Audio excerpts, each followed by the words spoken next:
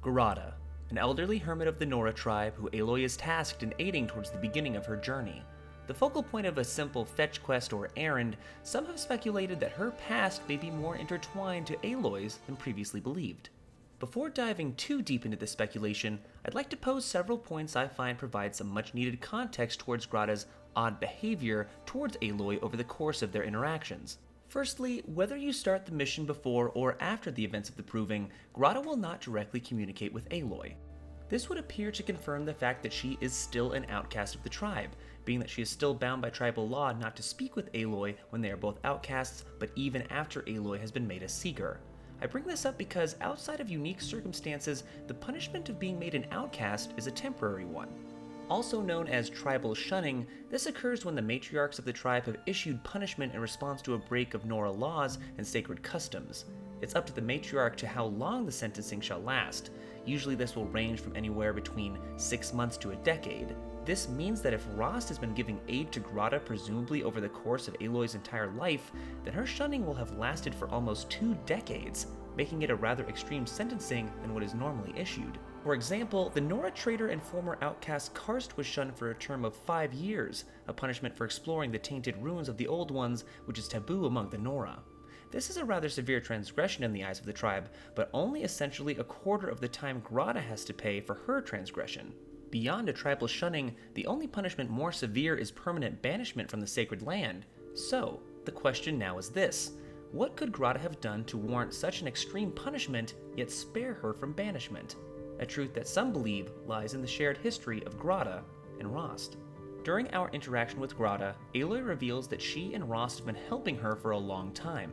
This is interesting since both individuals had great respect for tribal law, and the chance of the two meeting and then directly communicating after being made outcasts has to be very slim. It's far more likely that the two must have known each other before their sentencing to have developed this estranged yet consistent relationship they had before Rost's eventual passing. This meeting may have occurred during the most dire of circumstances. After being made a Deathseeker, Rost ventured out beyond the sacred land and took his vengeance on the 12 outlanders responsible for the butchering of those in his village, his wife and daughter among them. Though successful in his mandate, the venture left him fatally wounded. In those moments, all he wanted was to die as close to the sacred land as possible. Upon his return, he was content to reach the end of his life at the border of his home, but as we know, this would not be his end. A hunting party stumbled across his broken body, and one individual broke taboo, crossed the border, dragged him back into the sacred land, and nursed him back to health. In the telling of this, High Matriarch Tirsa confirms the hunter was a woman, a brave who had lost a mate and 2 sons to the same outlanders that Rost had slain. As you may have already guessed, it's more than possible that Grata may have been this hunter. Though Rost never asked to be saved, this brave did him a great kindness, one that would ultimately lead to the High Matriarchs allowing him to live out the rest of his life in the Embrace as an outcast, rather than forcing him out of the sacred land once again.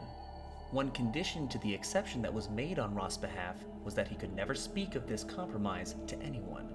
It's possible the same manner of exception could have been made for Grata. She too had left the sacred land without the proper blessing and should have not been allowed to return. Yet Grata resides in the Embrace as an outcast, seemingly indefinitely, never revealing what occurred to make her an outcast. Rost's continued care for her may be his way to repay the tremendous kindness that she bestowed upon him all those many years before. Though we can only speculate, if true, this may be one of the most touching, tragic, and remarkable stories left to the deepest facets of the world's lore, a story that was never intended to be told at all.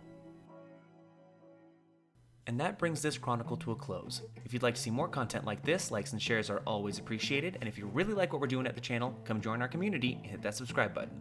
Also consider supporting the channel on Patreon to help us meet our goals and to supply more quality content just like this. Check out the link in the description. Do you have an interesting topic or question that could lead to our next episode? Let us know in the comments down below, and until next time, thanks for watching and keep questing.